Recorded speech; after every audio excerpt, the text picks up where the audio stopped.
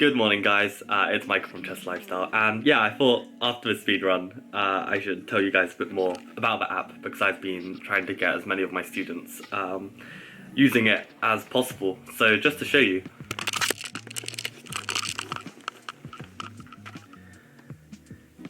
Basically, after you complete an exercise, very often there'll actually be counterplay on the exercise, which basically means you can solve the exercise again, but from colors reverse, and it may be a different theme this time.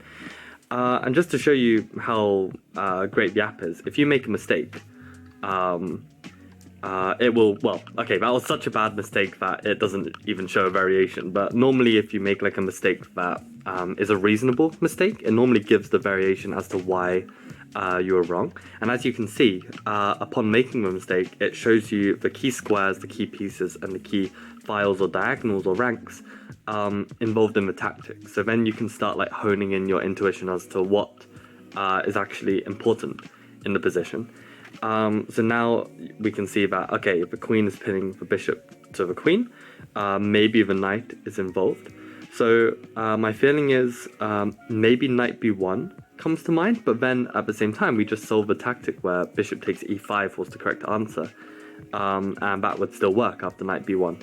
So I'm assuming maybe like b6 is needed to firstly either distract the queen off the file, in which we can take the bishop, or if after b6 and the queen stays on the file, then knight b1 will work, since there's no bishop takes e5. So let's try it. So b6, and then for God's sake, I was thinking of what I wanted to say next. So yeah, here, and we win peace. Yeah, and normally you have to prove why you're correct in all variations. And yeah, and one thing which I forgot to show is basically if you make multiple mistakes. So let's say I make a mistake here, and then it gives me like the key squares. If I make another mistake, it will take me to a small 5x5 diagram where there's a simpler like exercise to solve. So once you solve that, you can go back to the main exercise, and this will help you understand the right motif for the exercise. So basically this app is called CT Art 4.0.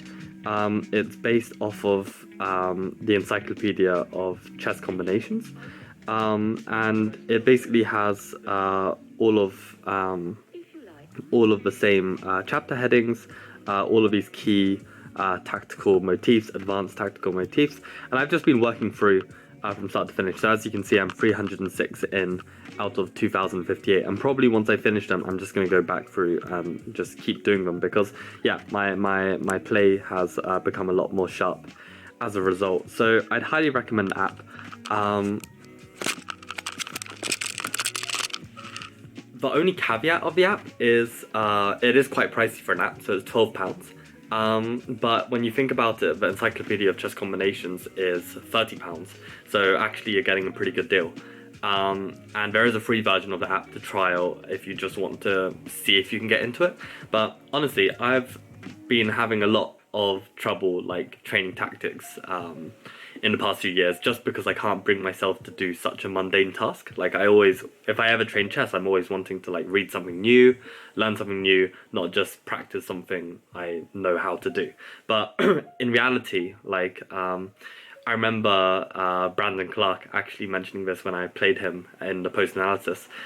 He's basically said that, like professional footballers, they are practicing the most basic dribbles, shots, passes over and over and over again. And if you're a professional chess player, okay, I don't consider myself to be one anymore, at least not right now, but still, if you're wanting to get better at chess, you can't neglect the simple stuff. You've got to just put in the work each day. And I found that what I've been doing, as you can see on this board, I've basically been ticking off, and I should tick off today as well.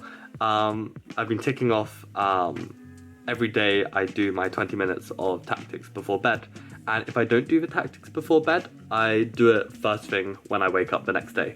So just keeping up some kind of schedule and holding yourself accountable by using ticks, I think is pretty good. Or maybe you can use a friend or a coach to hold you accountable.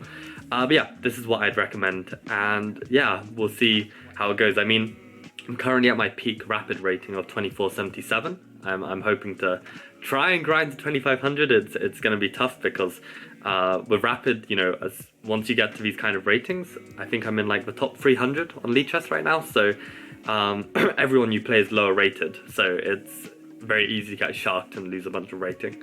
But yeah, hopefully get to 2500 soon. Blitz is also, I've reached almost my peak again, but I've dipped again, so I'm currently like 2390 or something.